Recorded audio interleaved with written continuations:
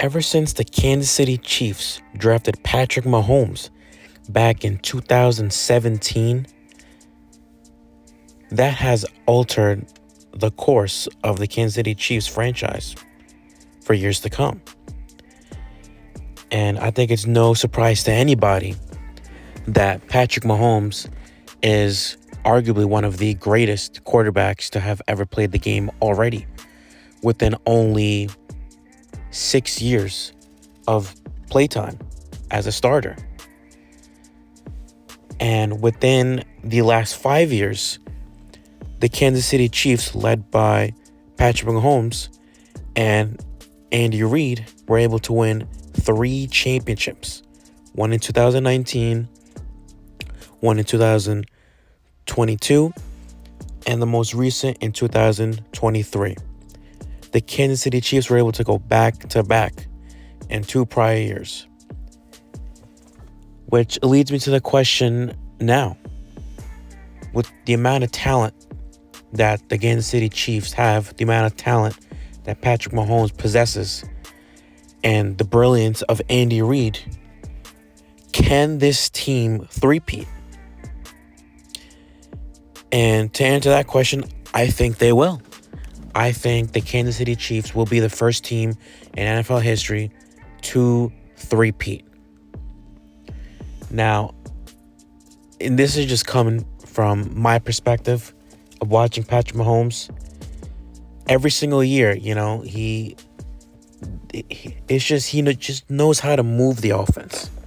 Him and Andy Reid just have a perfect sort of marriage. They just understand the defenses, and you have the perfect, talented guy at quarterback that just knows how to carve up any defense with a powerful arm as well. And for the longest time, I just think there was a fair argument saying that the weapons that he has around him really led to success. Now, ultimately, that is true with quarterbacks.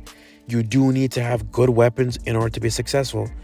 It's sort of that type of connection, right?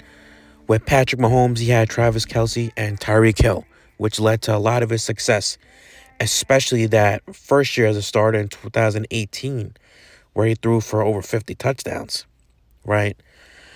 You could look at Aaron Rodgers with his career throwing to Jordy Nelson at the beginning of it, which led to early success and a championship. And then after that, you had Devontae Adams. And then if you want to include Aaron Jones.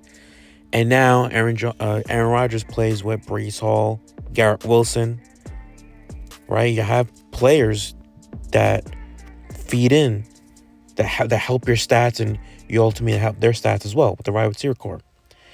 Now you can take a look at Tom Brady. Tom Brady didn't really have a lot of talent around him, but then around 2007, he went and got Randy Moss, and you got Wes Welker, and goes up and throws 50 touchdowns. And then same thing, you have Gronk there and after, and then you have Julian Edelman, and then now you're moving the sticks again, winning championships with that perfect marriage with Bill Belichick and Tom Brady, right? So you see where I'm going with this, right? But Tom Brady was able to do something not a lot of quarterbacks can do, right? Obviously, when you have a great wide receiver core and great talent around you, you're going to do good. But Tom Brady won when there wasn't talent around him at all times, right? Within his latter half of his career in New England, all he really had was Gronk. And then he had players he trusted like Edelman and I guess Wes Welker, right? But ultimately those players weren't that great. Like 2018, when they won in 2018, that team wasn't that great. It was mainly the defense and just Tom Brady being intelligent. And that's why he ultimately left to go to the Tampa Bay Buccaneers. So you get a lot more talent and ends up winning because that it was the quarterback at that point. How does this relate to the Kansas City three-peating? And how does it relate to Patrick Mahomes? Well, as soon as Tyreek Hill left in free agency during the 2020 I believe, 2 years ago. I thought that he was a big contributor to Patrick Mahomes' success, which is true, right, for stats wise.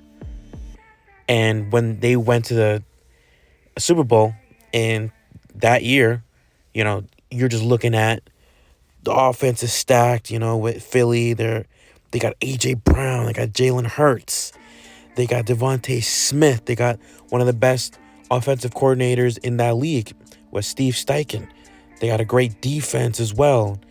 And that team was just on a roll that whole year. And you were thinking they were just going to run over the Kansas City Chiefs, who lost Tyreek Hill, who were playing pretty shaky the whole season, and all you have to do is just double, triple team Kelsey and you'll just win. But no. And then with bad receivers, let's be honest, the Kansas City Chiefs had pretty bad receivers other than Rashid Rice. Kadarius Toney was not good. He got cut for the Giants for a reason, and he ultimately got cut from the Chiefs for a reason. That was the guy who was playing on their team. They had a bunch of practice squad players on their team. Same thing with Juju Smith-Schuster. He's not a great player. And Patrick Mahomes was able to make wine out of water again. And he was able to beat the high-powered Philadelphia Eagles. And watching Patrick Mahomes do what he did with that talent made me a believer. And obviously he won that ring. Obviously it's Philly. I'm a Giants fan. So he did what he had to do to beat Philly.